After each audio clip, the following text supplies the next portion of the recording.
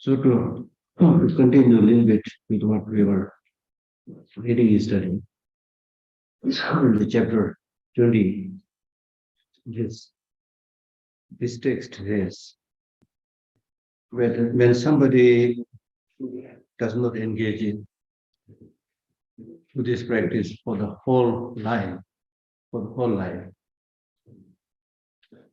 there are a few reasons, few excuses.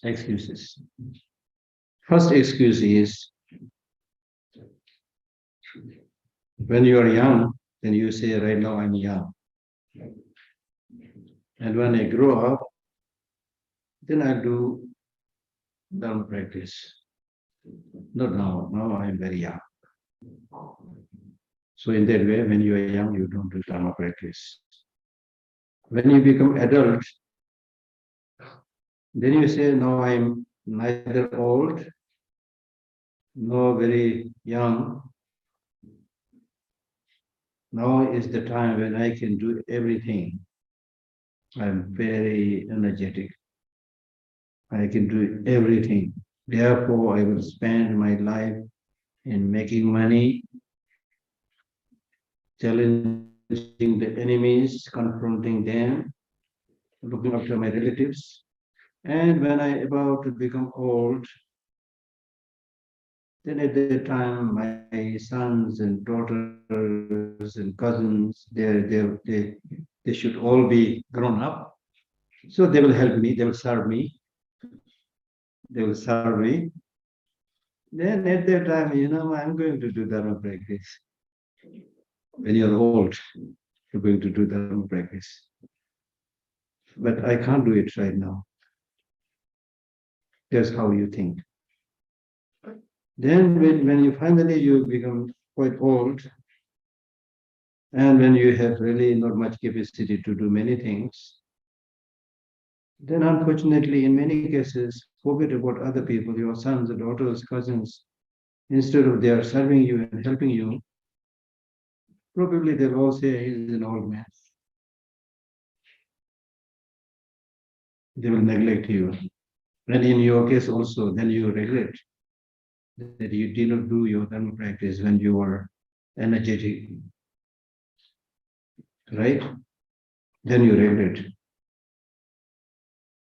And then at that time, just as I am doing, then you will ask the younger people like you, do Dharma practice. In my case, impossible. Forget about Dharma practice. You are also not able to get up. Poo says, that means even when you get up, you have to take the support to your hand. This is the meaning. And then when you sit, it's like a lump of tree falling down. You see? Oh, there is a beautiful story written by a great Tibetan master, meeting of a young man and old man. Very beautiful. It's a kind of story encounter between the old man and young man, but very good teaching. So any of you like, then send me an email, I'll send it to you. Okay. So that briefly speaking, is a little bit, not too long, but a little bit long, I don't remember it, but just to give you an idea, there was this elderly person resting on a bench in a garden. And then young man came half flying. That's what young people do, half flying. And then looks at the old man and says, with a sneer, says, what are you doing, you ugly old man? And then old man was like, when you become old, your head also shakes, right? Why you are shaking your head? Are you laughing at somebody? Why are you doing like this? And then your noses are dripping. So he makes fun of all those things. You see? Then the old man says, you young man who has fresh blood, fresh, flesh, energetic body, half lying, sit down. sit down, I have something important to say. Then the young man reluctantly sits next to him. Then he says, you should know that when I was young, I was much, much more energetic than you. I used to think if I jump, I can catch the birds flying. I used to think that I can ride the wildest horse, tell them, and right. That's what we do, when you're young. So what you're doing is really nothing. But now you are making fun of me. I'm shaking my head, not, mocking with anybody, but the arrow of the Lord of Death has already hit me. Meaning sign of age.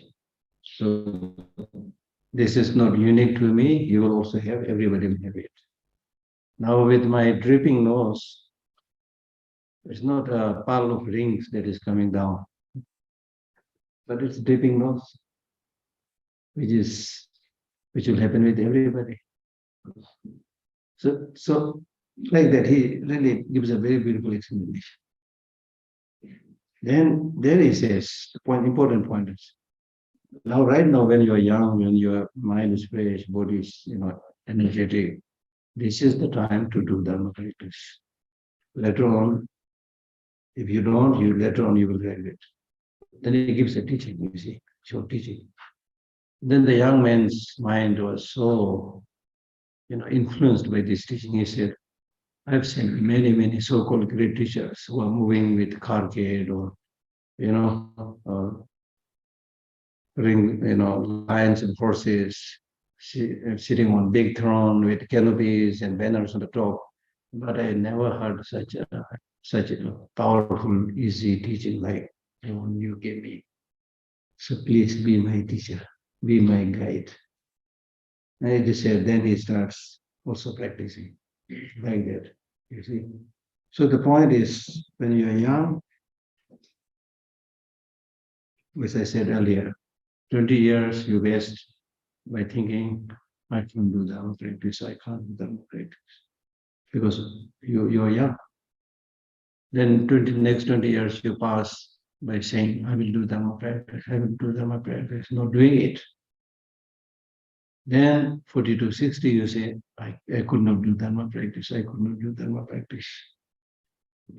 So that is the story of an empty life, empty biography. So exactly this is what is said here also. So you regret at the time. Okay? But then these young people, the sons, daughters, cousins, they may not listen to you, you see. They may not listen to you. It's very difficult to tell them to do Dharma practice. If you tell them play football, everybody will go. If you tell them play basketball, everybody will go. I have cousins staying with me. They do this all the time. They get up early to play volleyball, basketball, trekking, very energetic. But I tell them, listen, I'll teach you Dharma.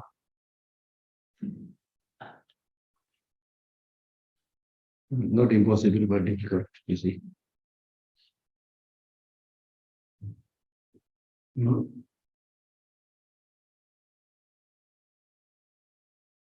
So when you make these three excuses, then that is the worst way by which you will end up not doing Dharma practice. So it's important, as I mentioned earlier repeatedly, it's important that as much as possible every day do some meditation, do some practice. And if you do that, then gradually when you become old, you already have so many things already. Right?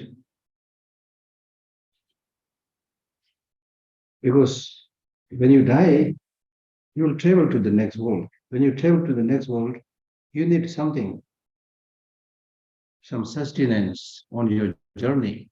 And as I said earlier, the sustenance is not ordinary food, not ordinary clothing, but mental qualities, mental nourishment. Ordinarily, we think it is the grosser food, that material food that we eat, which is the only sustenance. Yeah, but there are many types of food, ordinary food that we eat. That's one food. Second is called the food of meditation, meditative stabilization. There are many people who are able to survive on a minimum of food through meditation, power of meditation. Then food of the mind. Food of the mind means how much you are nourished also depends upon your mental attitude. Your mental attitude. When you maintain hope, for many days you can remain without food. When you lose hope, you die quickly. There is a story of a mother who was very, very poor. She had like 3, 4 children. She has nothing to give whatsoever. So they were dying. So in order to save their life, she just, put a pot, hot water, and then put stones in it, and then put the lid, saying that, wait, wait. The children were crying, they are so hungry. She said, no, wait, wait, I'm cooking something, wait, wait, wait, wait. So for a long time, she was able to make them remain alive because they maintained hope. But then at the end, when they knew that there's nothing, it's a stone, they all died. There are stories like that, you see. So maintaining hope in difficult situations is very, very important. Very important. Okay. So therefore, the purpose of your practice is to eliminate those things that must be eliminated. That means eliminate negative emotions and cultivate the positive emotions.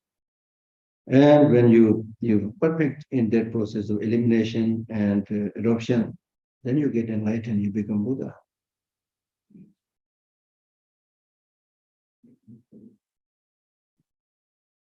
And the very purpose of becoming Buddha is to liberate suffering sentient beings. And the basis of obtaining enlightenment is obtaining a precious human life.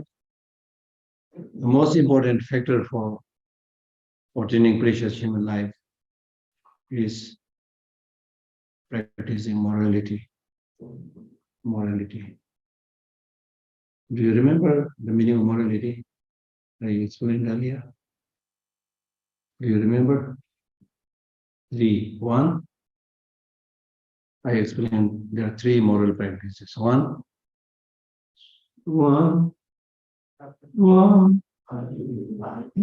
first is restraining negative deeds, not doing negative deeds. Second,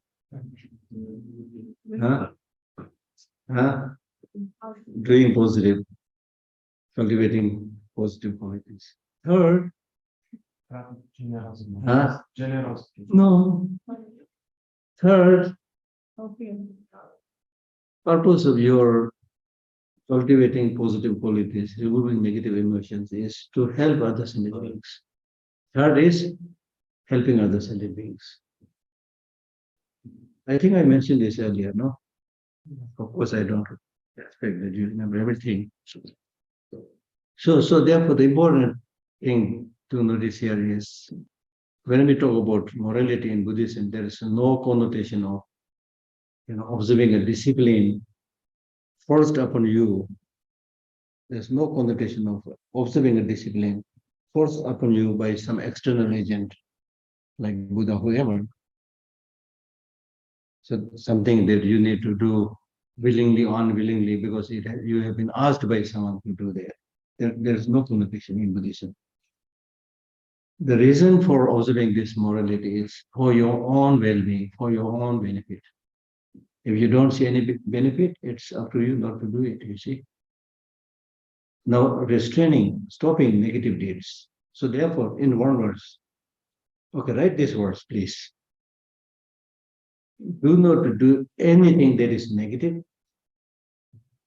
Do not do anything that is negative. Do not do anything that is negative. Do perfectly well.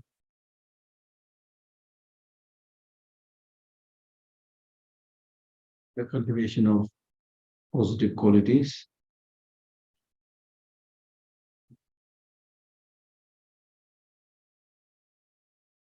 Do perfectly well the cultivation of positive qualities. Completely tame your mind or discipline your mind. Completely tame or discipline your mind. This is my teaching. That is said by Buddha. The Buddha said this. The Buddha said this. Do not do anything that is negative. Do well the positive qualities. Cultivate well the positive qualities. Completely discipline your mind. This is my teaching. We have been talking during the last 4-5 days, and we can keep on talking. But if you summarize, when you study Buddhism, it's important to study in length. Okay, but at the same time, you should know how to summarize it. What is the essence? How would you explain Buddhism in 2 lines or 4 lines? Right? So this in this teaching, in one verse, Buddha says, do not do anything that is negative, do everything, do well, those that is positive, completely discipline your mind. This is my teaching.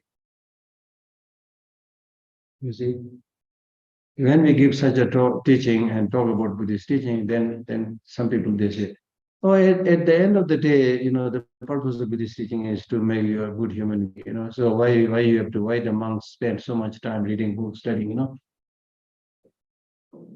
It's only controlling your mind and becoming a nice person. Why you have to spend so much time studying? People ask such questions. And here also says, do not anything that is negative. Okay, I'll not do. Do everything that is positive. Okay, I'll do. So why do I have to study all these texts? Why the monks spend like 20, 30 years studying all the philosophical texts? So therefore, the Buddha intentionally said, number one, do not do anything that is negative. He never said, don't develop anger, but develop attachment. When it comes to negative emotions, don't cultivate any of them because they are all destructive. Poison is poison, in whatever form it comes, it is poison. It's going to disturb you, destroy you. So therefore, do not do anything that is negative. Anything. When it comes to negative things. When it comes to doing good things, do everything that is positive. Do perfectly well. And do it, perfectly well means the beginning should be good, the actual practice should be good, the conclusion should be good. When it comes to negative things, best is not to do. Even if it happens to be done, then if you have a wrong motivation, then you realize this is wrong motivation. Don't actually implement that wrong negative thinking.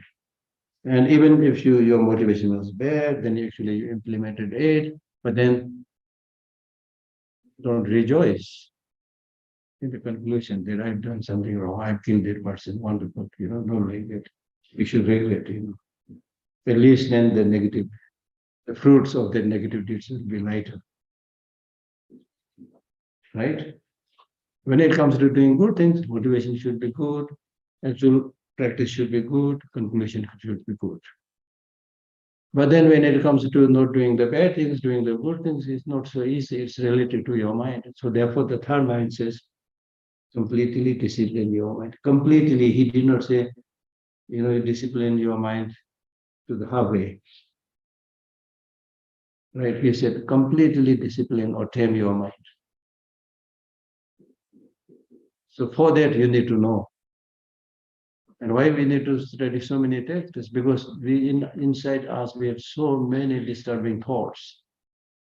So many different thoughts, negative disturbing thoughts. So all of these negative disturbing thoughts is to be confronted. These negative thoughts, some of them are, they are very cunning, they are very elusive, they are very opportunistic, you see. So how are you going to deal with this if you don't know all the tactics? Just like if you have an enemy who is coming from somewhere, you need to know how many armies are there, what is the status of their weapon, you know, how many ballistic missiles are there, how many nuclear bombs are there, whatever. You need to know everything, from which direction they are coming.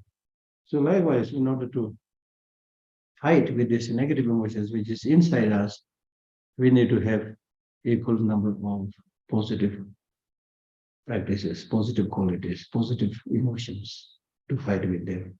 So therefore, I was suggesting that you buy this book, Bodhisattva Way of Life by Shantideva, because there the text is really trying to corner the negative emotions. In if you come this way, I will come this way. If you come this way, I'll come this way. I will never, never, ever submit to you. I will never, ever give an opportunity for your ugly head to raise. That's what it's doing in that Shantideva's Bodhisattva way of life. Okay. So I think that's enough, right? Then we move to the next chapter.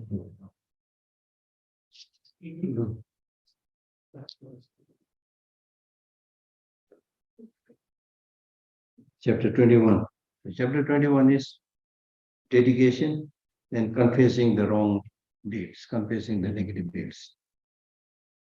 So read. Virtues accumulate in the three times, past, present, and future. Be dedicated for the unsurpassing great enlightenment. And the meaning that whatever positive things that you have done, if you have spent 15 minutes meditation, 15 minutes prayer, 10 minutes helping others, whatever would be every day, it's don't get the impression that we are all a bunch of horribly, destructive bad people. You don't have to think like this. That's not what I'm saying. That's not what the Buddha is saying. We are emphasizing so much on the destructiveness of negative emotion. We are emphasizing so much about the need to eliminate these negative emotions because that is what is bothering us. But that does not mean to say that you're horrible, you're hopeless, you're in the samsara, you have these negative emotions, you are bad, you're hopeless. They're not saying that. Contrarily, we have obtained this precious human life. We also have the capacity, not only have the capacity to develop compassion, love, and helping others, we do help others. So just as you need to highlight this destructive negative emotions, similarly, also it's important to see the good things as good things, all the good things. You have many good things. So recognize that and appreciate, rejoice that. Right? And especially we have Buddha nature. We have this amazing human intelligence. So we can do so many things. So in this way, whenever you found that you've done something in the past, something good in the past, something good that you are doing right now, something that you will do in the future, So when you do all these good things in the three times, dedicate the possible merit, benefit coming from there, not for your personal glory, for your long life.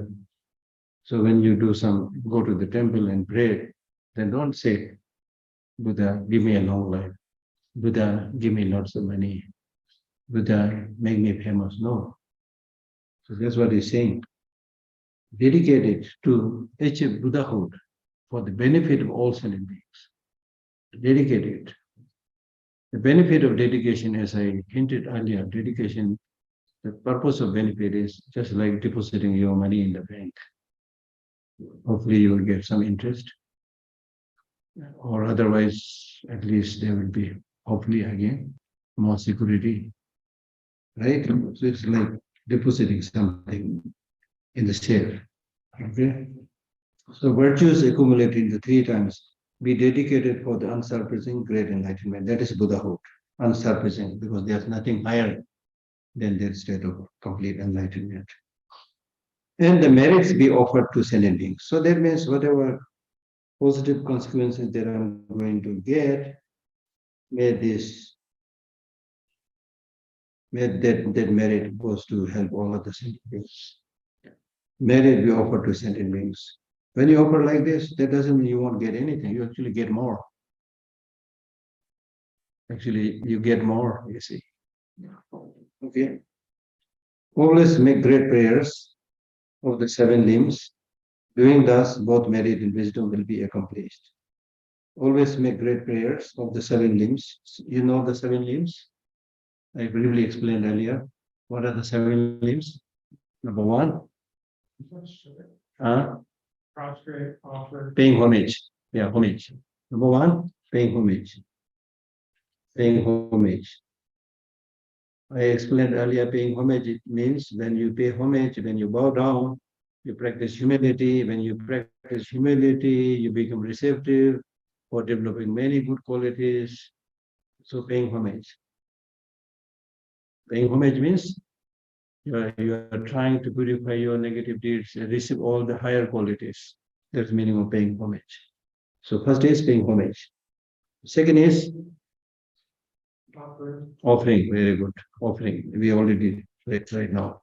Third is Confession. confession. Third is confession. If you are concerned about purifying your negative deeds, the best way to purify negative deeds is confession.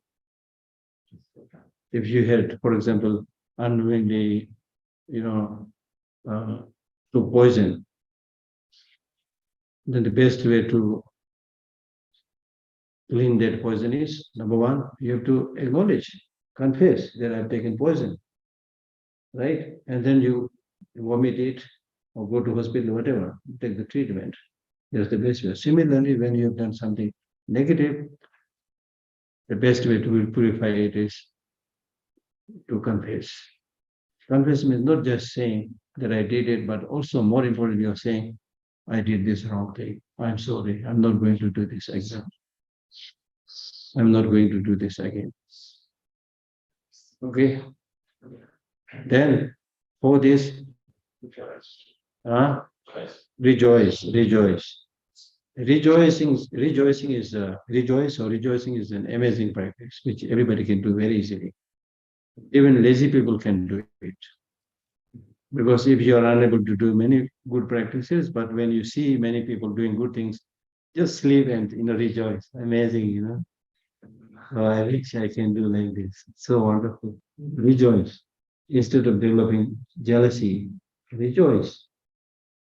You see, when you see anybody doing good thing, even if that person is somebody who is basically not so good person, but if he is doing good, that part is good. So don't try to highlight the other bad part, highlight only the good part and rejoice. And you reap the benefit. You're sleeping there, just watching, and you rejoice at the Buddha.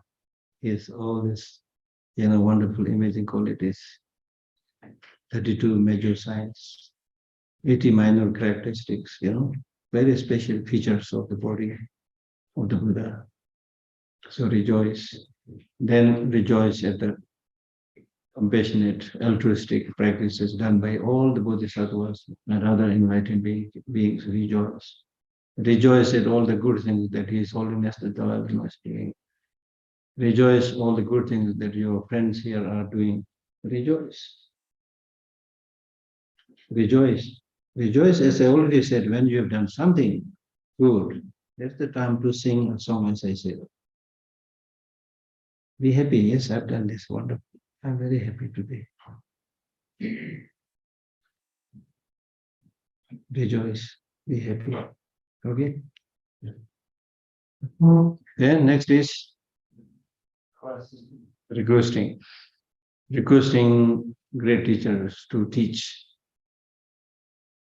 Requesting great teachers like His Holiness the Dalai Lama. There are many groups who are requesting His Holiness the Dalai Lama to give teachings.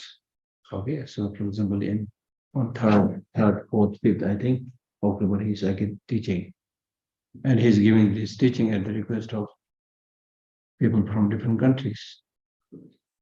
Right? Especially in the case of good teachers, you have to request. There are teachers who are more or less like business people. Those business men, you don't have to request. They will do because they are doing things for money. So they will put beautiful advertisement, this meditation, enlightenment in 1 week, whatever, that's there. Now you can see everywhere, unfortunately. Self-advertisement. So those people you don't have to request. But they are really, really great teachers. Some teachers are not teaching at all. They're doing their own personal practice, has a lot of knowledge, a lot of experience, but not teaching. Sometimes, of course, barrier of language, and sometimes they don't want to teach. They say, I don't know anything.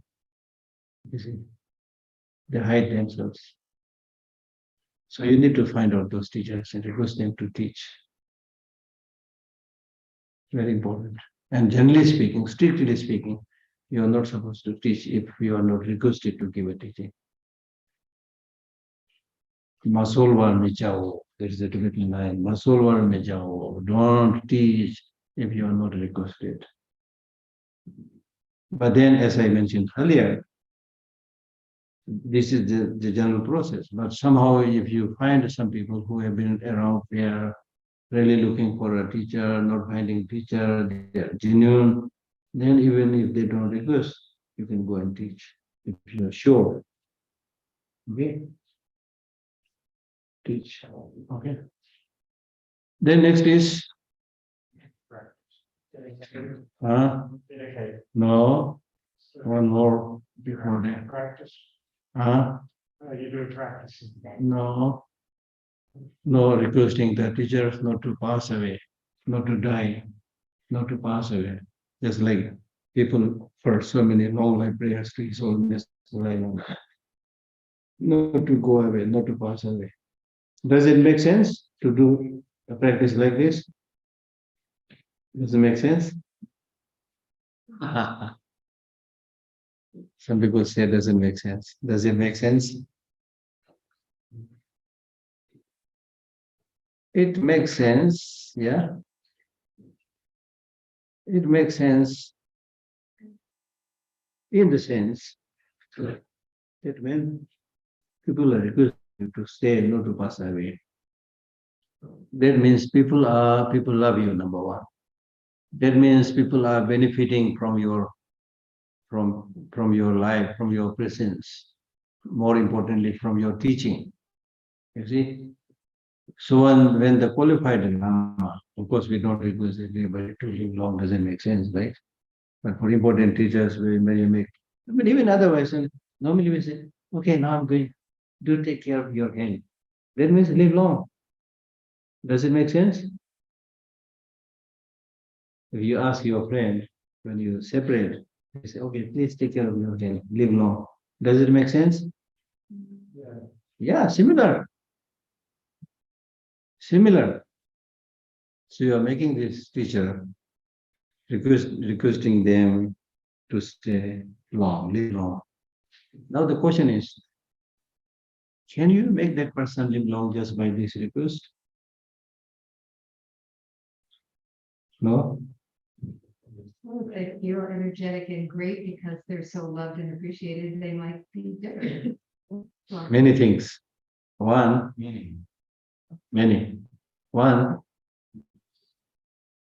the most important thing is, if you really want your teacher or whoever to live long, you should engage in your practice in your normal life, not only during the long life prayer, In your regular life, you should be praying for the long life of that person, health of that person, doing your practice. Don't practice duplicity, things like that. This will all contribute to the longevity of your life, the teacher's life, and things like that. But if you don't do that, then suddenly make this offering, with a nice dress and then, offer, things, Actually, it's kind of play, a little bit play. Not very useful, honestly speaking. But the important practice thing is that, as I was saying, this is an indication to say that the teacher is needed. And there are people, and then because of this, the teacher also makes a wish to stay long. Yeah, now many people are benefiting. My life has meaning. I should take care of my health. I should go to hospital, take medical treatment. I should do exercise. You see? So that way it helps the person remain longer life, even in the ordinary case of ordinary Lama. If that Lama is something very special, like His Holiness Dalai Lama, then of course he has this power to live long or to go. To stay long or to go. Some people, they have power. Like, for example, His Holiness the Dalai Lama said, I don't know whether you heard about this or not. He said, I am going to live at least 113 years. 113 years is going to live. Yeah, this Dalai Lama. Some years back, he kept on saying this, I will live another 10, 20 years, things like that.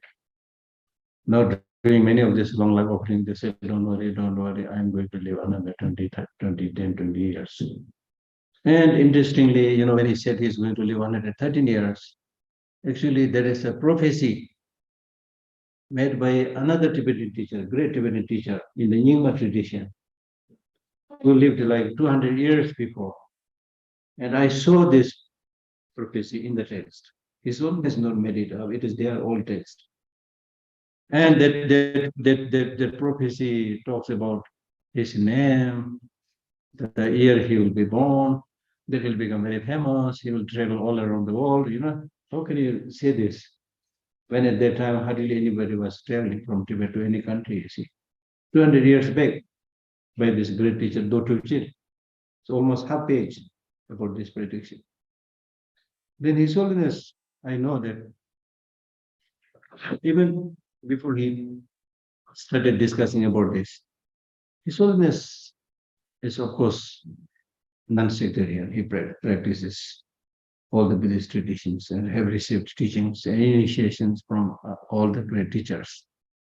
So I saw him many times praising this master, Dr. Chin. And then later on he said, one day I was reading, then I came across these lines.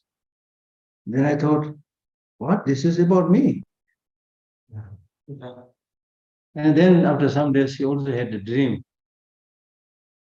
Exactly 130 years. There are many stories like that, you see. So people who have that power, they can live long. They can live long. But that is, again, not 100% guarantee. That's dependent also how the students are doing, how the followers are doing. According to Buddhism, there is a lot of demand on him, not only in the human realm, but in other celestial realms also. So people are not doing so well and not very useful. Then the people from other celestial beings, they'll come and invite him, please come here. We don't have much there to do. So he will pass away. You will not understand this so easily, but they're like that, okay? But the important point that you should understand is when you have this loving, healthy relationship with the teacher, then you express it. That makes them live longer. Let me give you another example. For example, take the example of a husband and wife, a family. I've seen this myself many times. If the family, the husband and wife, are really truly loving each other, care about each other, then let us say the wife stays with the kids in the room, in the house. Husband goes to work.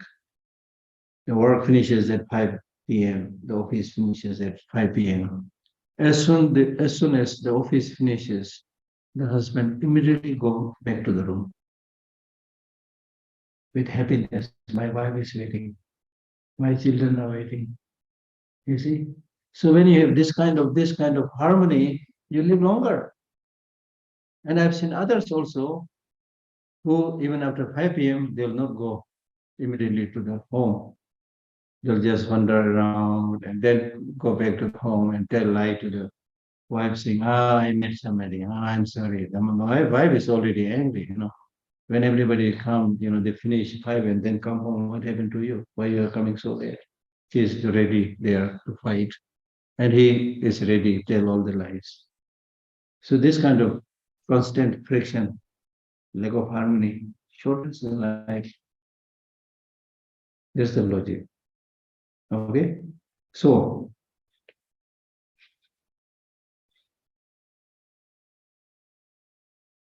So requesting not to pass away. Okay. I mean, as I said, this is what we do with our friends also. Please take care of your health. Please take care of your health. Are you okay? Please take care of your health. That's what we say all the time. And then the last is dedication. I already explained this. And the merits we offer to sentient beings, always make great prayers of the seven limbs.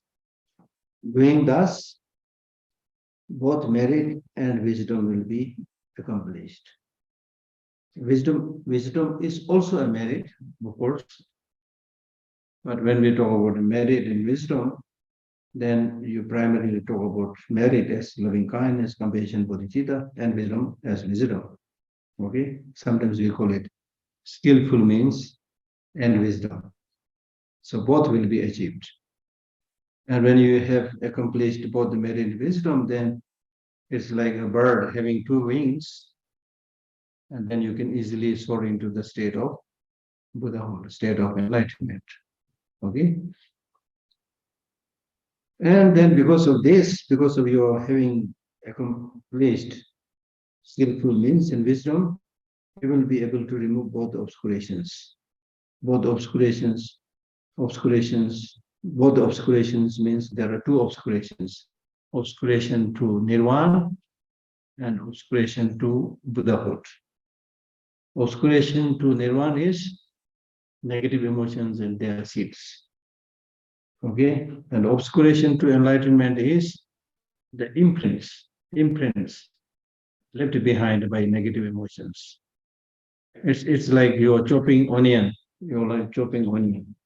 When you chop the onion, then after having chopped the onion, you remove the onion. And even small pieces, you remove it. But still there is a lingering smell. Right? Even when you remove the onion, still there is a lingering smell. So like that, even if you have removed negative emotions with their seed, but still there is this dualistic appearance. Dualistic appearance means still you have this, habit of seeing things as having inherent independent existence. That is what we were discussing, right? So that is obscuration to Buddhahood. So both the obscurations will be ceased. Okay? And the actualized human life. So it is through this way your life becomes meaningful. Because then gradually, even before you become Buddha, gradually you will be a compassionate person, you will be intelligent person, you are able to take care of yourself, you are able to take care of many other people, you are happy, you make other people happy. That's how you can make your life meaningful. And actually, human life, the human life that you already have obtained, becomes meaningful. And it is through this way that one attains the unsurpassing enlightenment. So therefore, at this time, we have to consider ourselves, at least from Buddhist viewpoint, but I leave it to you. But this is what the Buddhists say. They say at this time when you found this precious human life, number one, you found this precious human life. Number two, you encountered this precious Buddha's teaching. I mean, as I said, there are now nearly 80 billion people.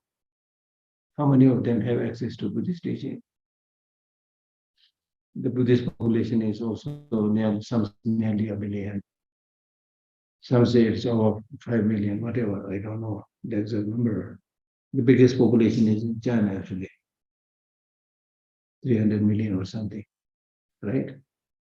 So whatever be the case, in terms of just for the sake of counting, the population is also quite big. But how many are there who are fortunate enough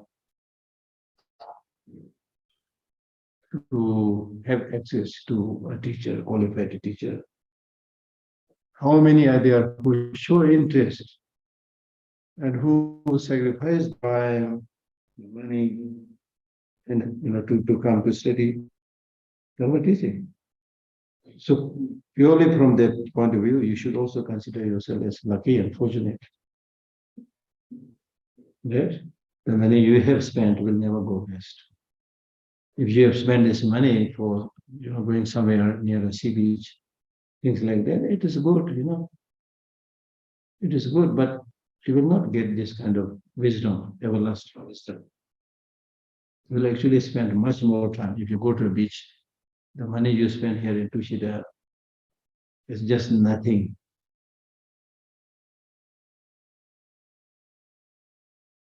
Just nothing, right? So lucky. Now, even I know that some of you may be old practitioners, but even those of you who are relatively new, but I know you're intelligent.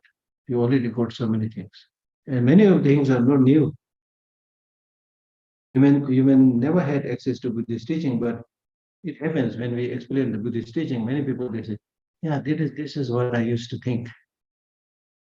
You see, what is taught in Buddhism is in accordance with the law of nature, in accordance with our actual human life's experience. So now, because of this exposure, you are able to confirm it. Yes, this is what I used to think. This is what the teaching said. So this confirmation is so good because this is not just a one-sided teaching.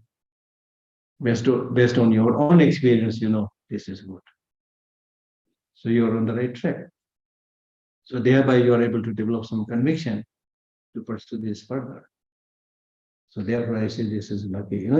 That's what we discuss about this rejoicing. That's why it's so important. On and off, you need to pause and see what you're doing, and then appreciate the good things that you've done.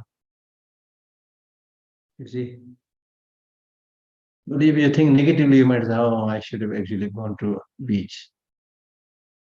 Why I was sitting there hours and hours." You can think negatively also. But then if you think properly, then you have received so much. Or in other words, you are really able to confirm your journey to the state of enlightenment. It's like confirming your ticket, flight ticket, right? Right. So we all have many good things. It only needs to be confirmed, and then you develop the conviction. Then proceed forward. So therefore, we say that this time I met such and such teacher. I met such and such precious teaching. I was with such good spiritual friends, which is really difficult to find in this world, right? Very difficult to find. Money you can make with hard work, right? Things you can buy from the market. But to get somebody to have this opportunity to study Dharma properly is a very rare opportunity. So therefore, you dedicate your practices.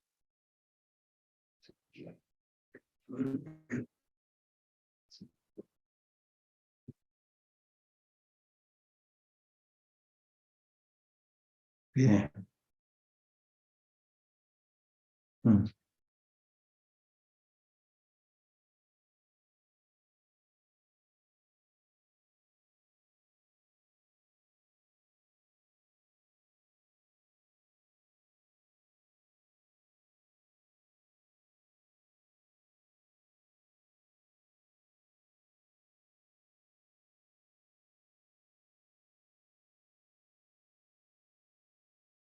So in short, to summarize this particular text, when we engage in practice, there are two things that you need to do. One, accumulate positive deeds, increase the positive deeds, develop the positive deeds, refine your positive activities, purify, lessen your negative deeds. That's it. Accumulating, purifying, accumulating, purifying. This completes chapter 21. Next, chapter 22 is actually reminding or recollecting what we have already studied earlier. The seven wealth, seven wealth for a practitioner. So it is really like this. Chapter 22 says, it is entrusting you these seven wealth. For a practitioner, these are your precious property. The first property is the wealth of faith. Second is wealth of morality. Third, wealth of consideration for others. 4, feeling of shame. 5, wealth of hearing or listening. 6, wealth of giving. 7, wealth of wisdom. So these are the 7 wealth. These aspects of wealth are the 7 inexhaustible treasure and should not be shared to non-humans. Should not be shared to non-humans. I mean, see, look at this. Look at this. 7 inexhaustible treasure, which I mentioned earlier. This inner resources, if you once develop these inner resources, they'll be there with you all the time. They'll help you all the time. So invest inside, not so much outside. Invest inside. Develop these inner qualities. They'll be there with you all the time. In terms of famine, in terms of drought, in terms of earthquake, in terms of war, conflict, in all these times, in terms of pandemic, this 7 inexhaustible wealth will help you.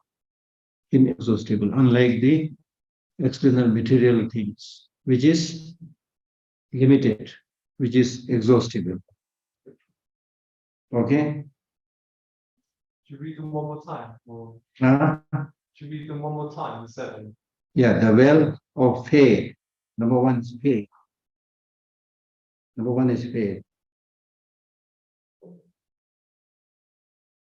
Because faith is precursor to all of your spiritual practices. Faith is the sprouts for your temporary benefit and long-term happiness. It is the faith that leads to you, reaping the crop of enlightenment. It is faith that will destroy your attachment and hatred. So therefore, faith is one very special wealth. If you don't have faith in the teaching, then you are like a dog,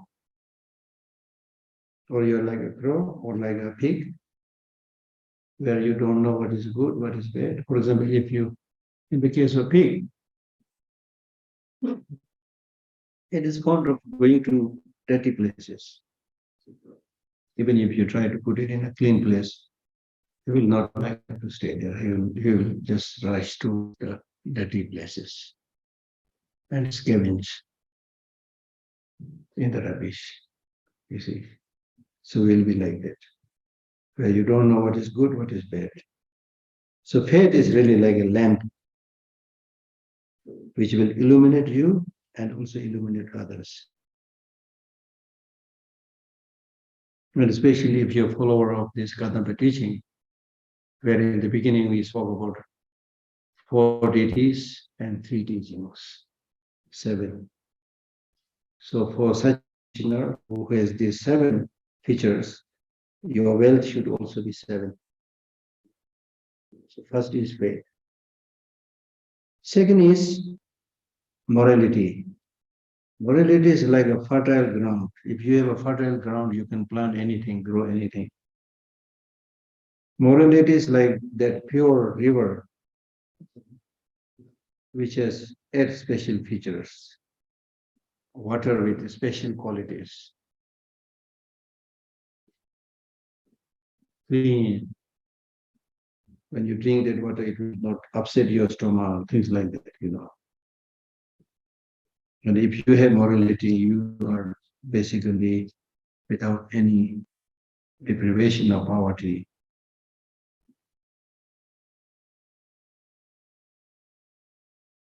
Then next is giving without attachment, practice of generosity, practice charity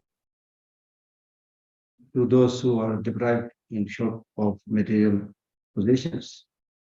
And it is by this giving of Dharma that you can show them the path. As I said, giving primarily, the most important giving is giving of Dharma teaching, which shows the path and which removes fear in the mind of other people. And the next is the wealth of listening. You need to seek listening just like ocean. And then you will know what is the path on which you should travel, what is the ground on which you should travel. Then in addition to that, you should have sense of concern for others, sense of shame, using yourself as a reason, and sense of concern to others. Because of this concern to others, you stop doing bad things because of your concern to others. You stop doing bad things because of concern to yourself, that is shame. Okay? Because if you are a person without sense of concern, without sense of shame, then even in the worldly life, you will be counted as a worse person. And your neighbors will also disparage you. When you lead a life where you don't regard your parents as your parents, you lead a life where you don't repay kindness done by others, and instead deceiving them, then that means you have no sense of concern and sense of shame. Then the last is the wisdom, wealth of wisdom. Wealth of wisdom. Wisdom is like a fire that will burn all the hindrances, all the obscurations. So wisdom is another supreme wealth.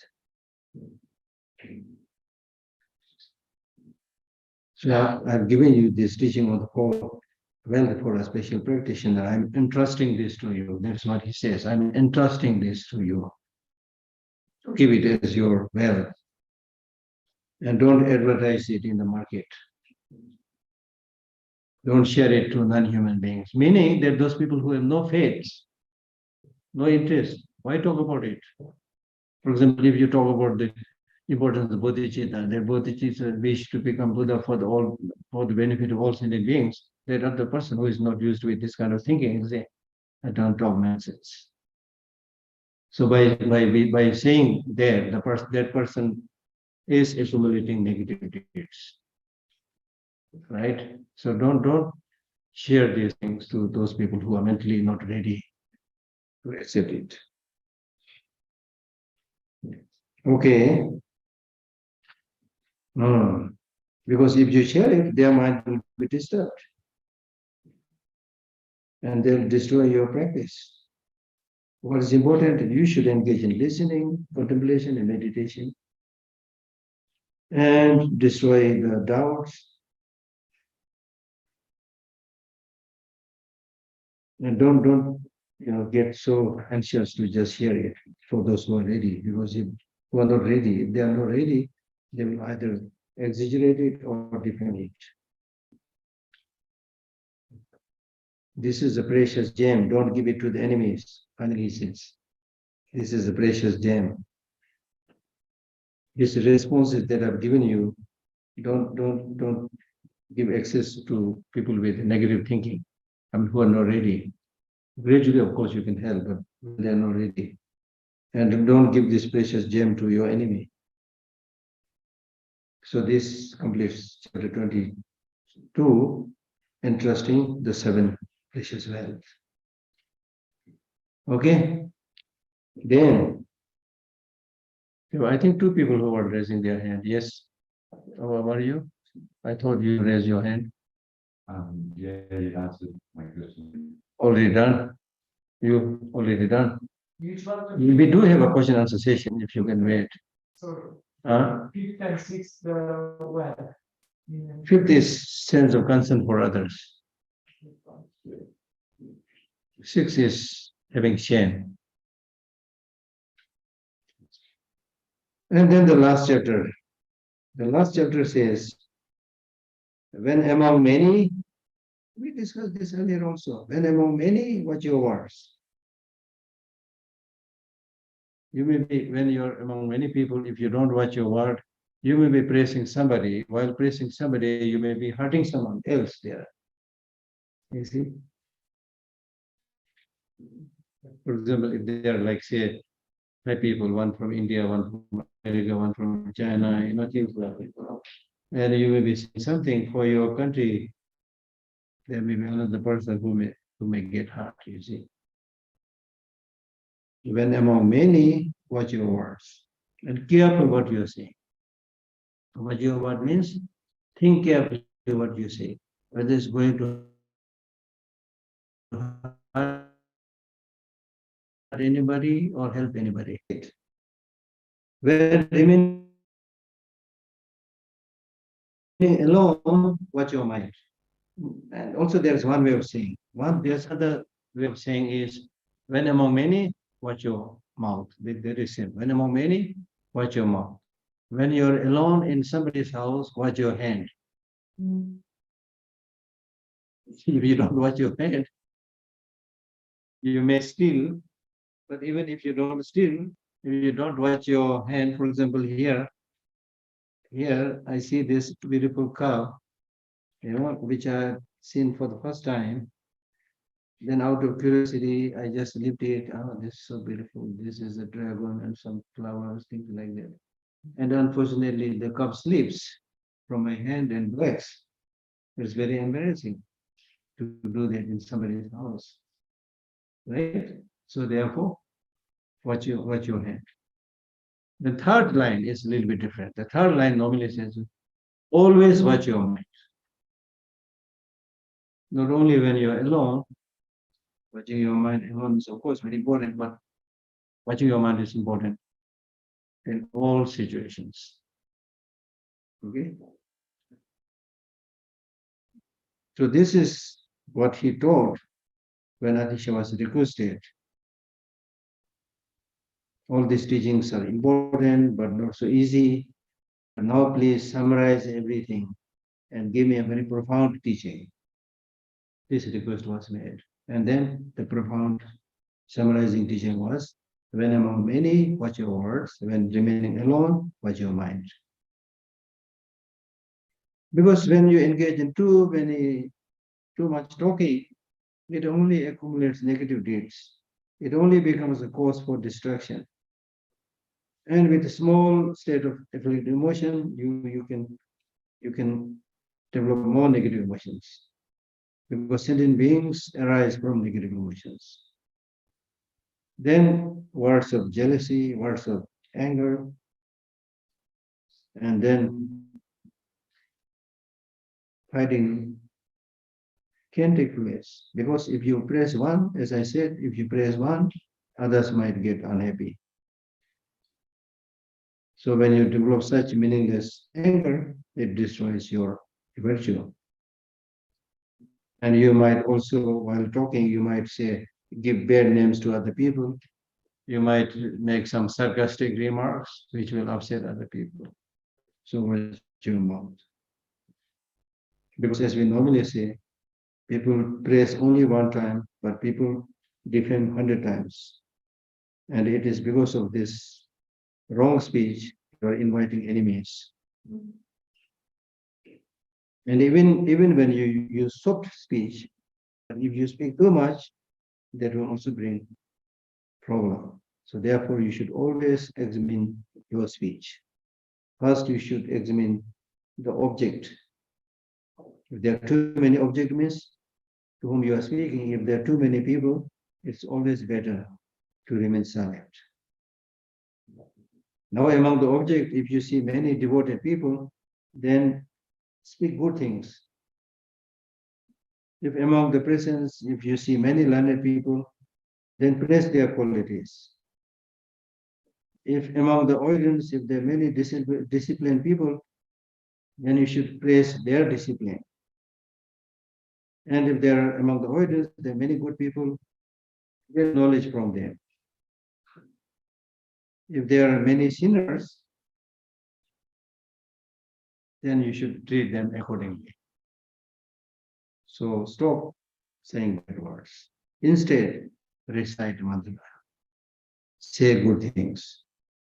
And even if you hear harsh speech, words of hatred, you should remain as if you are dumb. There are many times when you mix the crowd, you need to remain as if you are blind. You need to act as if you are deaf. You see? So that's why many times when you remain alone, the benefit is that you don't keep on hearing all these unpleasant things happening in the world.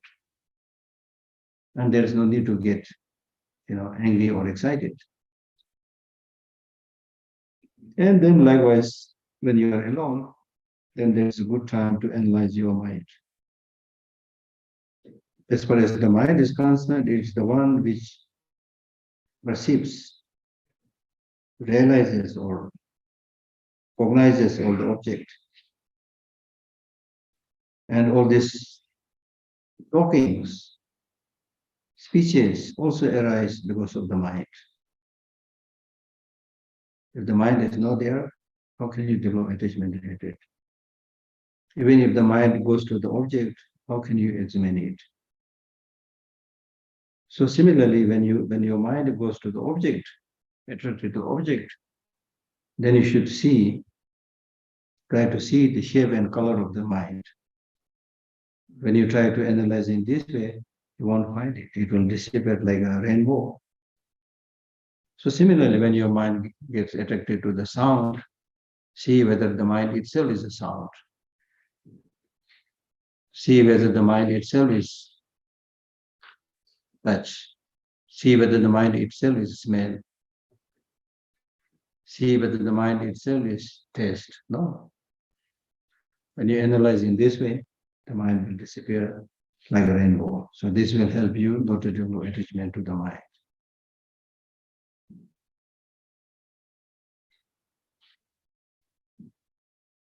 So if we summarize all these teachings that we have listened to so far, they can be summarized into these 7 precious wealth.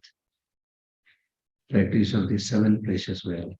And if you further summarize it, then it can be summarized into these 2 investigations, investigating your speech and investigating your mind. So finally, there is a prayer by saying, which I think prayed by Dharamkot or Atisha, both maybe together. So this precious teaching of our LTWA, the duty of compassion, may this teaching spread into all directions.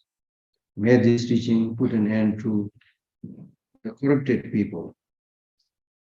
And may this teaching is able to remove the imprints of negative deeds of everybody.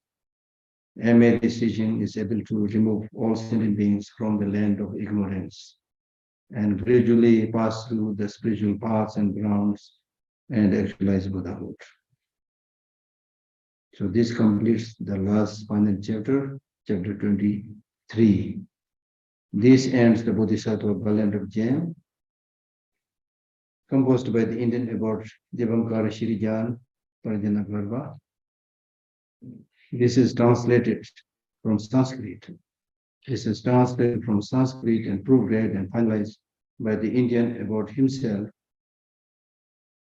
And Indian abbot himself is Atisha. And the Tibetan translator, Bhikshu Sutim Gyalwa.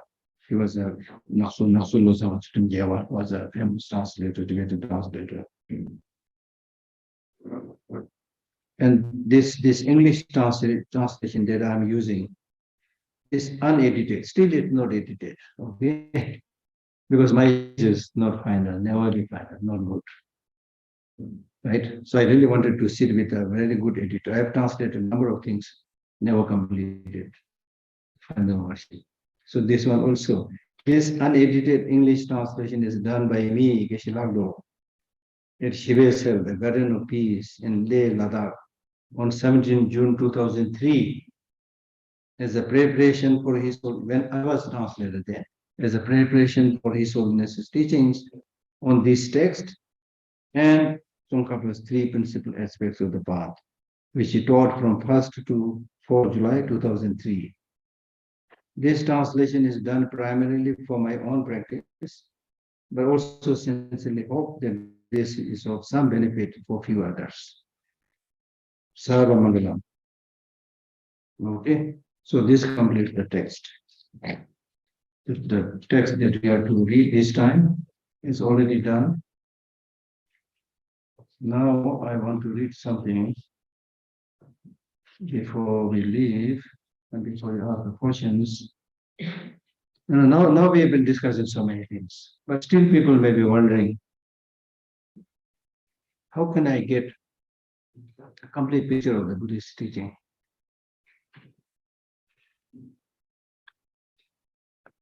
So I want to read this. And again, if you're interested, send me an email. I'll send you this also. Now listen to this.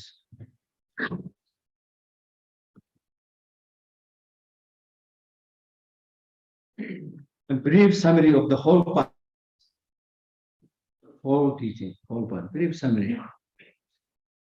First, develop a thorough understanding of the way to rely on a spiritual teacher. Number one, very important, spiritual teacher. Because that is the root of the path. An uncontrived desire to extract the essence of this life as a free and fortunate human being will give you the inner impetus to do spiritual prayer. That means the second is thinking about this precious human life. Second point is thinking about this precious human life, that you have the freedom to do Dharma practice, and you are fortunate to have many of these facilities. Think about preciousness of human life, because this will give you the inner impetus to do the spiritual practice. If you wish to develop it, meditate on the various aspects of freedom and fortune in detail. If you are unable to curtail your mental obsession with the things of this life, you will be unable to generate an intense aspiration of the good of your next life. Therefore, try to meditate on impermanence. Third, impermanence of the impermanence. That the body you have now is short-lived, and that you will wander in miserable state of existence after death, if you're not somebody who has done the right thing. You will develop a genuine sense of fear when you reflect like that, that will encourage you to cultivate wholehearted faith in the qualities of the three refuge, the Buddha, the Dharma, and Sangha. This is another important topic. Then observe the common vows of taking refuge and train in their precepts. One of the important precepts is, by whatever means you can, cultivate faith and trust in the law of causality, the infallibility, the non-deceiving nature of the law of causality, which is the basis of all virtuous practices. Having made your faith firm, make efforts to embark on the practice of the 10 wholesome deeds, which we already discussed, and to refrain from the 10 unwholesome deeds. Engage in the path of the 4 powers. That means if you've done something wrong, rely on the 4 antidotal powers. When you have been successful in this, in thus consolidating the feature of the practice of the initial scope. So when we talk about the summary of the whole path, this can be actually categorized into 3.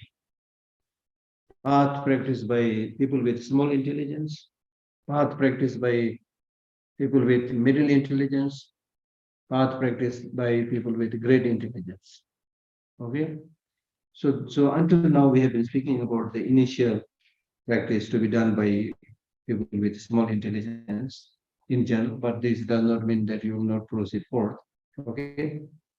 So when you have been successful in thus consolidating the feature of the practical practice of the initial scope, that means people with small intelligence. Then contemplate the specific and general force of the cycle of existence. That's one point. Force of samsara. Try to turn your mind away from the cycle of existence as much as you can. Then identify the nature of the disturbing emotions and actions, which are the causes giving rise to the cycle of birth and death, and cultivating a genuine aspiration to eliminate them. Place your faith in the 3 paths of training: morality, meditation, wisdom. This is another important part to get liberated. That can liberate you from the cycle of existence. Make particular effort in whatever practice of individual liberation you have vowed to observe. So this comes the second scope. When you have consolidated the practice of the initial and middle scope, remember that like you, all mother sentient beings have fallen into the ocean of cycle of existence. Then train in the awakening mind, which means bodhicitta. So in the third scope, bodhicitta, which is rooted in love and compassion, and try to enhance it as much as possible. Without the bodhicitta, practice of the six perfections, the two stages of tantra and so forth will be like putting up the roof without first laying the foundation. When you have gained some experience of bodhicitta, validate it in a formal ceremony. Make an effort to practice the precept and try to reinforce your altruistic expression as much as you can. The other day I spoke about the expressional bodhicitta and engaging bodhicitta. Listen to explanations of the extensive deeds of bodhisattva, and when you have understood what they entail, cultivate an intense aspiration to train in them. Having cultivated such an intention, receive the vow to engage in the bodhisattva deeds, train in the four ways of gathering efforts, gathering others, in order to ripen their minds, and the six perfections of ripening your mind. Make special effort to avoid major infractions of the vow at the cost of your life. Try not to spoil your practice with faulty actions, such as the small and middling downfalls. And if you somehow become contaminated, try to set things right. Then, since you should train particularly in the last two perfections, that is concentration and wisdom, make yourself well versed in the ways of sustaining concentration and actualizing meditative stabilization. Try as hard as you can to cultivate a genuine view of the two selflessnesses, that of person and phenomena, free from the two extremes of permanence and nihilism. Having found the view, learn how to sustain and maintain it correctly. Such concentration and wisdom are known as calmly abiding mind and special insight, vipassana and shamatha. They are not different from the last two perfections. Therefore, once you have received the bodhisattva vow, these are part of the practice of these precepts. The more you meditate on the lower stages of this practice, the more you will aspire to attain the higher stages. And if the more you listen to explanations of the higher paths, your aspiration to practice the lower paths becomes stronger, your practice is hitting its target. If you attempt to put all your energy solely into developing mental stability or into mere understanding of the view without following any of the preceding practices, it will be very difficult for you to reach your target. Therefore, it is important to acquire a thorough understanding of the complete body of the path. So that's why I'm reading this. Also, when you meditate on these stages of the path, remove conceptual thoughts and maintain a balanced mind. For example, if you find your respect for the spiritual teacher who guides you on the path declining, you risk severing the root of all excellent qualities. Therefore, make an effort to rely on the teacher correctly. Likewise, if your enthusiasm for practice declines, meditate on the meaning of freedom and good fortune. If you find your obsessive involvement with the things of this life increasing, then meditate principally on impermanence and the faults of the miserable states of existence. If you feel that you are violating prohibitions of practice you vow to observe, regard as a sign of your lack of conviction in the law of causality. Meditate chiefly on the principle of cause and effect. If you find your disdain for the whole cycle of existence weakening, and your aspiration for liberation is no more than words, think over the force of cycle of birth and death. If you see that your mind is no longer really willing to work for the sake of sentient beings, the root of the great vehicle has been severed. Therefore, repeatedly familiarize yourself with the causes of the awakening bodhicitta. Once you have received the bodhisattva vow and you are engaged in the bodhisattva's way of life, if you are still bound by the apprehension of sign, seeing things as having inherent existence, use wisdom to destroy all the objects on which the mind apprehending signs focuses. Train your mind in emptiness, which is like space and an illusion. If you find that the mind does not remain focused on the various objects, but falls prey to distraction, as we do all the time, as previous lamas have taught, consolidate your practice with the stability of single-pointed concentration. Once you have an understanding of the whole path, what has not been explained can be understood implicitly. In short, it is important to make your mind familiar with the whole range of virtuous practices and not to let it become partial to only one aspect. So that is the path of the sutra. And then the process of training in the Vajrayana or tantric practice in particular. Having trained the mind in the path common on both the sutra and tantra, you should certainly enter the path of secret tantra, which is extremely rare compared to other teachings, and is a swift means to complete the two old collections. If you do so, then as taught in the lamb of the path, first please the spiritual teacher by treating him or her with respect and practicing what you are told. In the practice of Tantra, the practice of cultivating a relationship with the spiritual teacher is even more profound than as taught and then was taught earlier. BMS in the Sutra. Moreover, it is only appropriate to cultivate such a relationship with someone who possesses at least the minimum qualifications. So when you met such a teacher, then first you should receive initiation. So in Tantra, first initiation, which is the factor that ripens the mind, as is taught in authentic tantric discourses. At that time, pay attention to the requisite pledges and vows you receive and protect them. Although you can renew your vows, even if you suffer a root infection, such a downfall will greatly hamper the growth of the qualities of the path within you. Therefore, make intense efforts not to spoil your practice with major infections.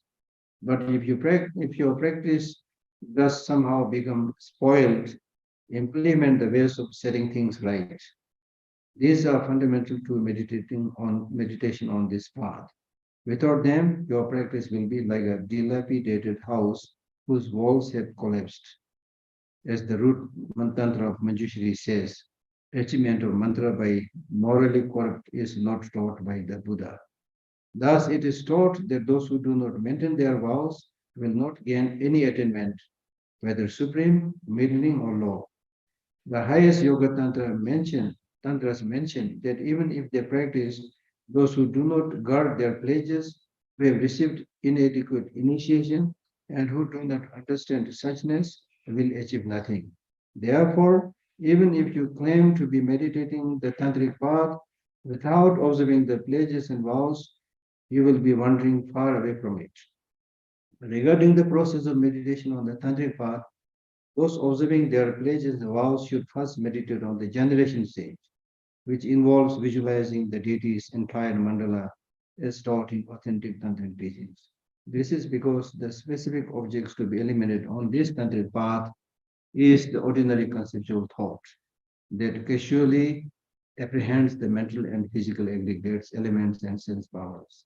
This can be eliminated only by meditation on the generation stage, which transforms the appearance of the place, the meditator's body, and enjoyments. Those practitioners who have purified their ordinary apprehension in this way be blessed by Buddha and the Bodhisattvas and will quickly complete an infinite collection of merits. Such a person will then be a suitable vessel to practice the completion stage. Therefore, you should meditate on the completion stage, as taught in authentic tantric teachings. Discarding the first stage, which is the generation stage, and training merely in a few selected aspects of the path, which belongs to its later stage, is not the intention of the tantric teachings and their learned commentators. Therefore, try to seize the essence of the two stages that will constitute the complete body of the path of highest yoga tantra. These words are merely intended to indicate the direction by which to enter into tantra. A detailed understanding should be gained from the exposition of the stages of the path of tantra, which is again written by this same master. It's a huge volume. If you practice in this way, you will be training in the complete body of the path that includes the entire essence of the sutras and tantras and gives meaning to your being human life, having human life. And you will be able to contribute the flourishing of the precious teaching of the Buddha within yourself and others. This paraphrased translation of the lines with which Geshe Lhakdor concludes his Lamrim Chemo, the great exposition of the stages of the path, was prepared by Geshe Lhakdor. I translated this at the Extreme Peace some years back, and this is the English is also edited by my friend Jeremy Russell, who is still working in his Holiness office. So I wanted to share this to get a clear picture of the whole path, how to practice. Okay. So you can get this copy later on if you're interested. So I am done. So ask questions now. Yeah. The last point of the text that you mentioned about looking at the mind, going to the object and trying to see its shape and color, is that Mahamudra? No. It's not Mahamudra. It's only analyzing the mind. It's only to tell you that mind is colorless, shapeless. It's a pure energy. Okay. So by now we're very familiar with the words humanism and so when we try to meditate on that, how do we while meditating, how to build this train of thought, the continuity of when in the state of meditation, how do we actually sort of meditate upon? No, as I said earlier, when you talk about meditating, you need immediately remember two types of meditation. One-pointed meditation, analytical meditation. But when you are talking about topics like the whole Om Mani Padme mantra, there's not one-pointed meditation. You have to do it with analytical meditation. What does the word Om symbolizes? What does the word Mani symbolizes? What does the word Padme symbolizes? What does the word Om symbolizes? Which I've explained earlier. So you need analytical meditation. Okay, and then gradually, analytical meditation is like mathematical calculation, 2, 3, 5, 6, 7, 8, 9, so many things to analyze there. Then finally you have the total. Oh, now I spent 4,000 rupees. So that kind of summarizing the whole calculation is like one-pointed meditation. Okay, yeah.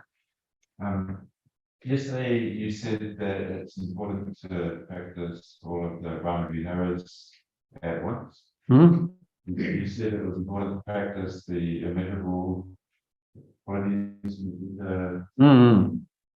Where can we find instructions on how to practice those together? Oh, it is found in that 3-volume Lamrim Chemo. And also, one of my friends, a Western nun, Anmula 15 children. Have you heard her name? Some of you must have heard. Anmula 15 children. She is originally French nun. And a long time back, she used to come here studying. I used to translate. She used to attend some other teachers teaching. So we know each other since many, many years. So one day she requested His Holiness, please write a modern Lamrim. Modern Lamrim means we have so many stages of the path, Lamrim teachings, right? So modern Lamrim means the same stages of the path as explained earlier, but taking care of all the modern questions about homosexuality, about so many modern issues, dealing with all those things. Then His Holiness said, yes. I was then translator. Then we started sitting together, she started writing. And unbelievably, she's a very good nun, knowledgeable nun. And she worked so hard that she has now published, as far as I remember, I received, I think, at least 7 volumes from her. 7 volumes. And then also I remember when she started writing this, His Holiness said, what you're going to get from me is the Tibetan, which is basically the Sanskrit version. So make sure you go to the Theravada teachers, the Pali tradition, and on the same topic, you should have both the views of the Theravada and the the Mahayana, the Sanskrit and the Pali tradition, which she did. So the product is, I think, 7, 8 volumes. So those volumes, if you get it, it deals with all the questions. It's published, Published, yes. and it's by Tupten Children. Who is it by Tupten Children? Children, children, In- children. If you, she has started a monastery or nunnery in Seattle. Okay, you go to her website and you will get it. Yeah, you can get them on Amazon. Yeah. Wisdom and Compassion Library. Yeah, Wisdom and Compassion Library. Yeah. Very good. So this is a good way of answering, right?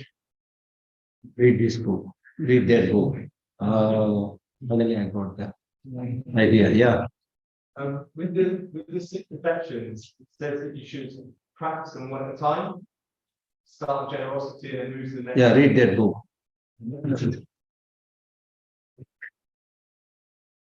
If we don't have a unique path individually, if everyone's different, we don't have a teacher.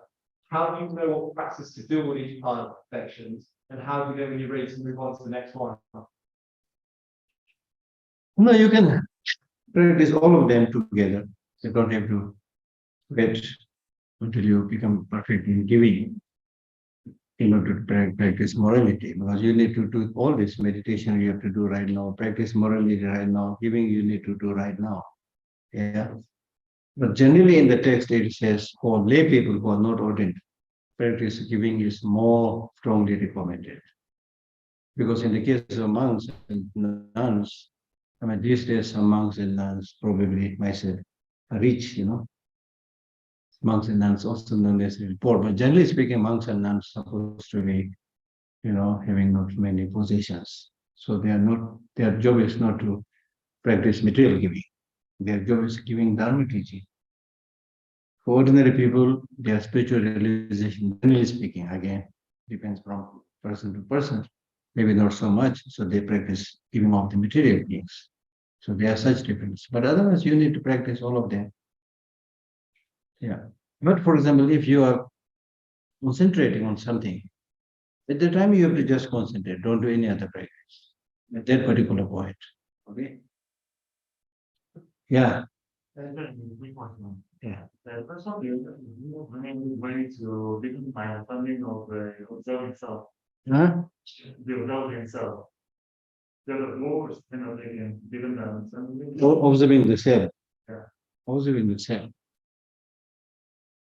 Even all the Buddhist teachings they deal with, when you talk of the selflessness of the person, you're really talking so much about the person doesn't have inherent existence, things like that. Whether the person is mind or the body, all these energies are there. But then other than the Buddhist teaching, there are many, many beautiful articles written by Western philosophers, Western science. So many of this you can easily get, from your teacher, Google. So from your Google teacher. They're all there. Maybe. Yeah. Yeah. What is the mind depending on? Huh? What is the mind depending on? Mind of? Regarding happiness, what is the mind depending on? Dependence is the mind. Huh? What is? The mind. Yeah. What is the mind dependent on? Yeah. The mind is dependent on the object. The mind is dependent on its preceding cause. The mind is dependent on the names and designations. Isn't that the fact that Because the mind is a conditioned phenomena. It is impermanent. So therefore, naturally, it has to depend on its causes and conditions. Without cause and condition, without the preceding mind, this mind cannot come into being. So therefore, it is dependent on the mind. And the mind is also dependent on object, in the sense, if the mind doesn't have an object, how can you call that mind conscious mind when it is not aware and conscious of anything?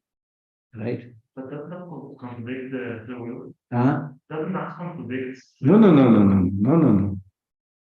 Once the cause and condition is produced to the mind, then the mind has the capacity to think about this, think about that, you see. And that is our day-to-day experience also. You are completely free to think whatever you want to think. That's our normal experience. Shows that clearly you can think. Yeah. And the third, why should we like to as many animals as they can? And that way they will, may become human, and then escape themselves. What? That we should know. Why should? Why should we like to as many animals as they can? That Why should? Let's say, Kill the animals. why should? Kill all the animals. Why should we call it? Why shouldn't we kill all the Shouldn't kill all the animals. so they become human? And No. My dear friend, even if you kill everybody, this is almost like saying, why don't we kill all the human beings and then become God? It's not that easy. You can't like. There's no such push button enlightenment.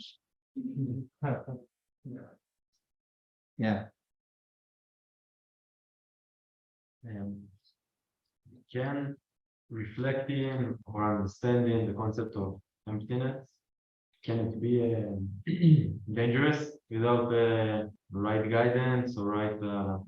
It's not dangerous, but in any practice, any job, any work, don't go to the extreme. Sometimes I see some of other Tibetans maybe, but generally some Westerners, they get very enthusiastic in the beginning, Then they meditate, they don't know what they're meditating, And then some might even go to the extent of becoming crazy, Because if you can't control your mind, go, then you don't know what to figure out, There's no big risk, but sometimes it is possible. So therefore, there should be balanced practice of love and compassion. That's why we said dependent origination, emptiness, these two are the same sides of the coin. Can you repeat? Emptiness. Emptiness and dependent origination, these are like two sides of the same coin. So it's by thinking, what about the dependent origination, the law of causality, because things are dependent on the cause, because things are dependent on the name, therefore there is no independent existence. That's meaning of emptiness. If you think in that way, then there's no problem. But if you think only in the sense of just emptiness, meaning just vacuity, then it is not useful. Okay? Yeah. Louder, louder, please. There is a holiday in research. Huh? Are there any holidays in Buddhism? Yes, many holidays. Like the time when Buddha got enlightened, the time when Buddha gave the teaching, the time when the Buddha passed away, the time when the Buddha was born. So these are regarded as important Buddhist holidays. Yeah. Yeah. I think one of the biggest issues that we face on the planet is the misuse and concentration of power. Can you describe the view of the use of power? Yeah, you see, it is like making a innocent child or young child put on the seat of a rocket. They put us, innocent young child on the seat in the rocket and make him drive. Then it will crash, you see, because the child doesn't know. He will take it as a plaything, then the rocket might crash, you see. So therefore, the more you have power, the more you should become compassionate and humble. So that is a very rare commodity to see. That's the problem, you see. Like His Holiness the Dalai Lama. I'm not praising him because he's Tibetan, he's my teacher. You should observe. Millions of people follow him, right? And certainly Tibetans. A lot of devotion. Buddhists, of course, many, so devoted to him. And he was the political leader of the Tibetan people. At the time, at the very difficult time, when he was very young, when China invaded and nobody was able to take the responsibility, people requested, please. I think he was only 16 years old. Then he took the responsibility as the ruler of Tibet. Since then, until 2011, he took the responsibility. Although on many occasions he was thinking about giving the responsibility to others. Many times he said, I am now semi-retired and things like that. And then 2000, then people were not listening. They were like requesting, please continue, please continue. Then his holiness said, it is not good or dangerous to put power in the hand of one person. Number one, all the time. Number one. Number two, he said, it also does not move. We have the political power in the hand of a monk, a religious person. You see? Therefore, I have told you many times, but you are insisting. But now I'm not going to listen to you. For the future well-being and success of the Tibetan people also, it is not a good idea to have the power in the hand of one person. So now we should have an elected government. We should have democracy. Democracy in Tibetan society is given by His Holiness to the people, you know. There was no slogan, you know, no demanding, no revolution, nothing. And people are just sitting like this, listening to His Holiness. His Holiness says, no, now we must democratize. So democratic system was there a long time back, right? So then in 2011, he was adamant. He said, no. Then he devolved his power and give it to the elected leadership. You see? So he was not hanging on to the power like many leaders that we see today. You see? Right? And at the same time, he's not like, you know, it's not that he's not taking his responsibility. He said, another good thing that if I devolve my power and give it to the elected leadership, then if they face some problem, and I'm still there to consult, because many of you respect me, you see. Right? So therefore you can see, you know, when you have this inner sense of genuine love and compassion, sense of responsibility, especially if you are a practitioner, you don't want power. You don't want power. You know, and you can be more free. That does not mean to say power itself is bad in general, but as a spiritual practitioner, if you don't, you know, go after power, name, fame, money, it's of course very, very good for a practitioner. That is the right direction. I give you my example, not to show that I'm great.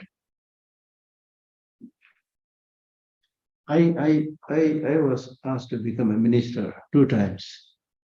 The previous Tibetan government and the present government both asked me to become one of the ministers. I said, thank you. No. I'm interested only in preserving culture, Buddhist teachings. There will be many other people who will do much better than me. You know, I know the struggle, you see, in political circles, you see. That's not my cup of tea. It's my nature. It's not my cup of tea. Now I really feel, thank God, I made the right decision. You don't have a big name, so what? I don't need a big name. Name, fame, all these things are actually for people in general, and especially for people who don't have this inner maturity. It's a big prison, big bondage. Some people are fond of remaining in the prison, so that's up to them. But yeah, okay. What does Buddhism say about intuition? What? Intuition, like Intuition, yeah. I never got the right Tibetan word for intuition, but so therefore yeah, but basically we say that sometimes it happens. We call it, I think this institution. Sometimes it happens without any reason. Something comes up in your mind. Something comes in your mind, it in the end of the day or in the end of the month, it actually happens. That's possible. It happened in my case also, that happens. But don't take it too seriously. Don't rely on it too much. Okay, some people say intuition is a God-given thing, you must pay very serious attention. But I think from Buddhist viewpoint, all those qualities that you have developed through repeated successful, effort and practice, they are reliable. The others, intuition and other sudden like kind of visions or whatever you get, they are actually not very reliable. Not very dreams, they are not very reliable. Okay.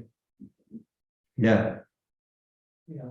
So, some of the examples you gave are connected to nature, so I wanted to know if you have any ways you can like use nature as part of the practice.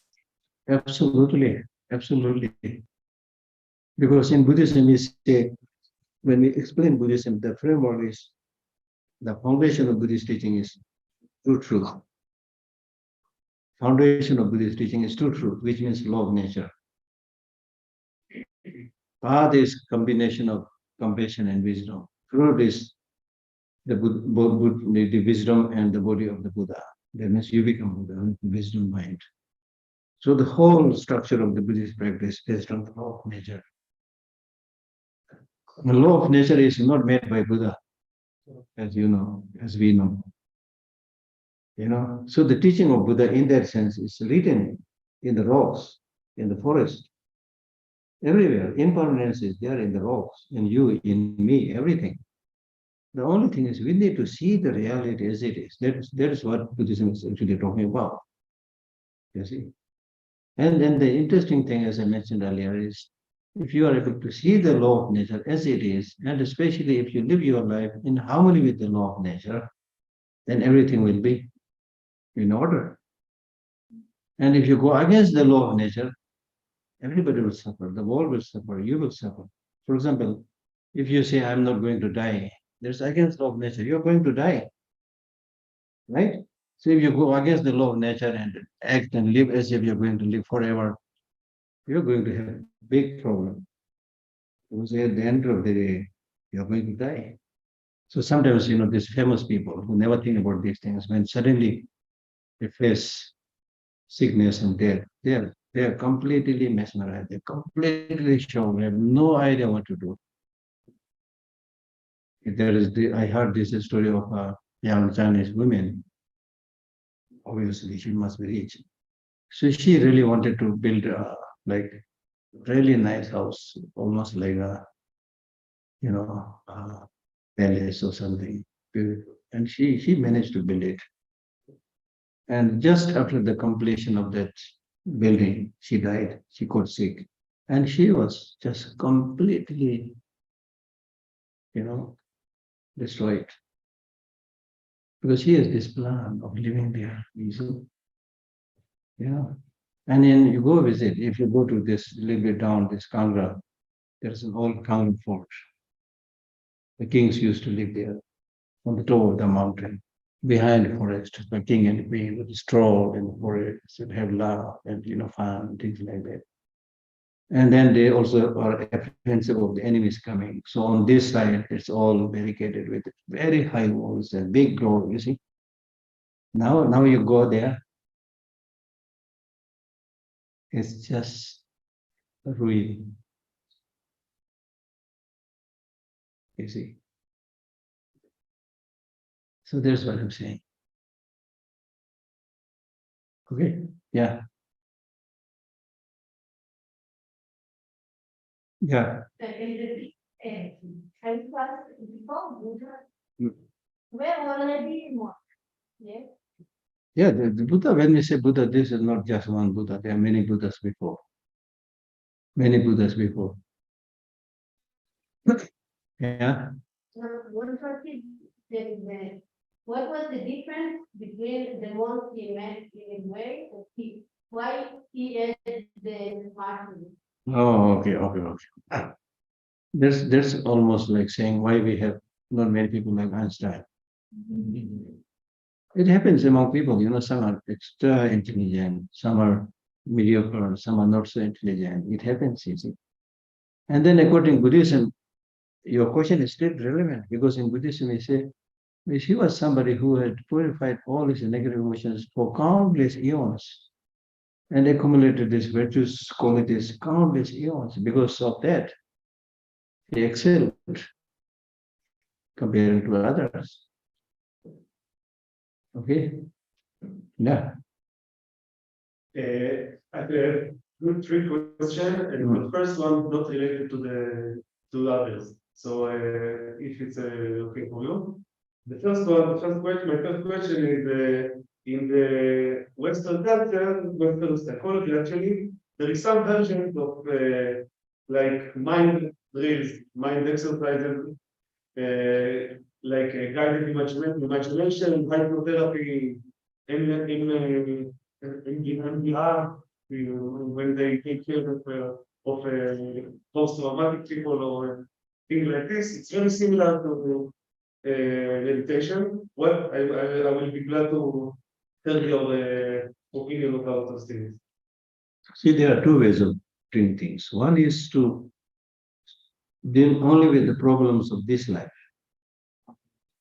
Another is to deal with the long-term problems in the future, many lives. You see, so most of the things that we see in the West, the psychotherapies and MD or whatever, they are only thinking about this life, the present problem. Right? They don't have the knowledge or don't have the training to talk about purifying, for many lives to come. So there's the difference. But in Buddhism, of course, we say, they help people who are suffering right now. But that is a temporary solution. But if possible, help them so that they are able to gain long-term happiness, not only in this life, but for many lives to come, which is difficult for people to understand, because they believe only this life. So I jokingly tell people in ordinary world, people make maximum 5-year plan, 10-year plan. Right? Just what I want to know, do you think it's similar? Is it the kind of you can? It depends. It's a kind of meditation. It's kind of meditation because meditation is not Buddhistic. Meditation anybody can do. Even who are against religion, they do meditation. Meditation is thinking. Everybody does. But then the difference is on what area are you thinking? By this thinking, what are you trying to get? So there are a lot of differences. So some may be quite similar, some may not be completely similar, you see. So difference, yeah. And if it's okay. Yeah. Kind of a personal question. Hmm? Do you feel suffer sometimes? Huh? Do you feel suffer sometimes? What me? Yeah. What? So you suffer. Suffer. Of course. If I knock my head against the wall, I suffer. Yeah. No. Like enlightened? No. No, as I said, enlightenment is that when we say complete enlightenment, then of course I know. But the English word enlightenment is actually a degree.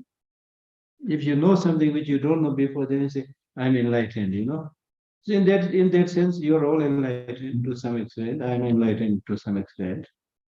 Once a very interesting question was asked to me by one Indian when I was working in Tibet House in New Delhi. So there was this Indian gentleman, I still remember his name, many years back. His name is Mr. Bhomik. So he was working in the US Library of Congress somewhere there. So he came to me and said, I'm interested in some of this Buddhist practice. Can you teach me? I said, come after the office. So he used to come and two of us sit in the lawn, And then I explained something, he would ask question, I explained something. Then one day, he asked me this very interesting question, You've been practicing Buddhism for some time, and you are a monk. You must have many high realizations. Can you share me those high realizations? He caught me. You see, difficult to answer. Then I, by thinking, then I said, when you ask about my realization, if you are asking whether I'm able to open a third eye here, I don't. If you're asking whether I can fly, I can't. But still, I think I have realization. Then he was like, what is realization? I don't intentionally kill. I'm glad you asked this question, This is important for all of us you to know. Imagine, now when I say I don't kill intentionally, imagine this doesn't look very big, but imagine if there's nobody in this world who kill. The world is almost like nirvana. If this world is full of people who don't steal, who don't engage in sexual misconduct, that's realization. Realization in Buddhism is not just being able to fly. That's not important. Birds are flying all the time. Now airplanes are also flying. You only need some money to fly. That's not important. Right? What is important is realization means if you have lessened your negative emotions, there's a realization. That's also a miracle. And what is enlightenment? No? Then what is enlightenment?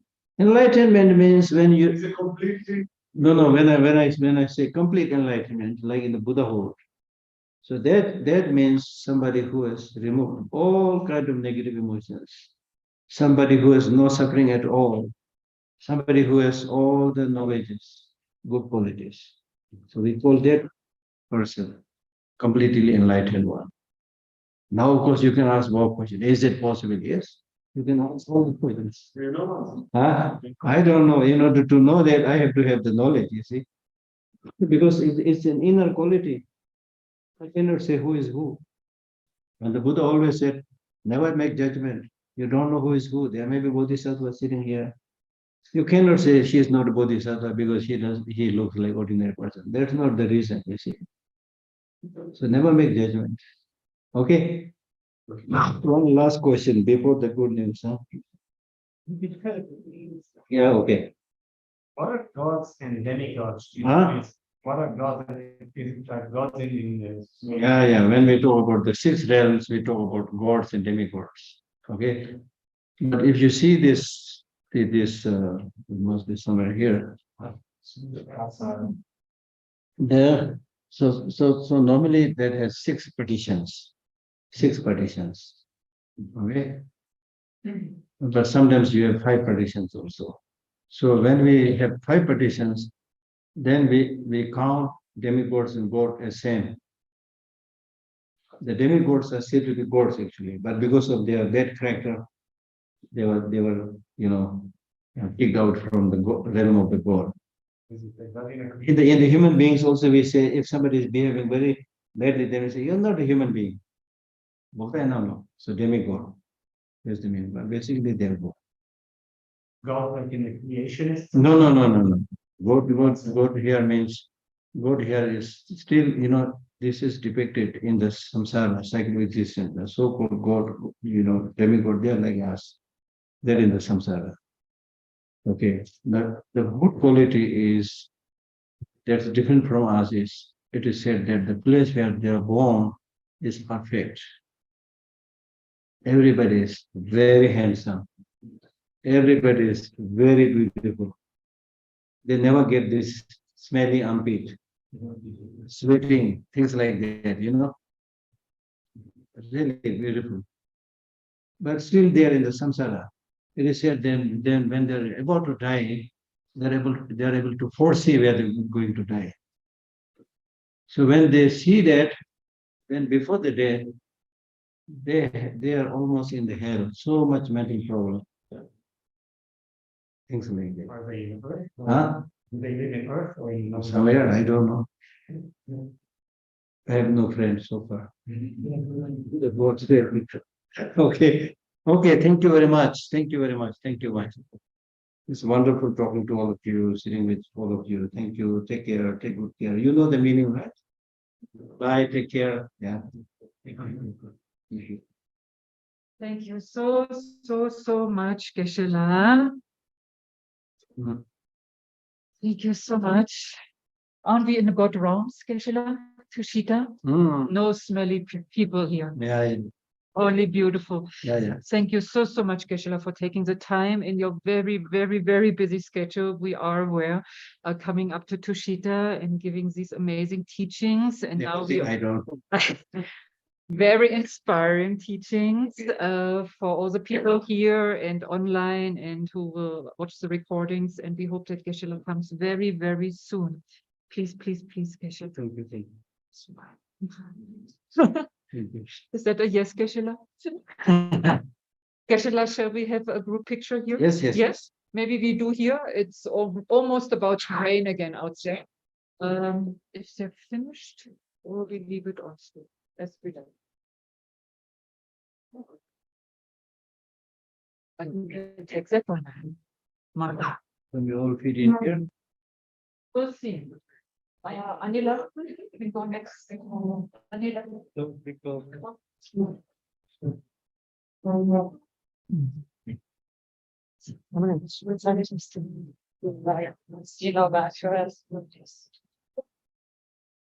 Oh, you know what we should take in? Is this still on? Oh. Yeah, it's very.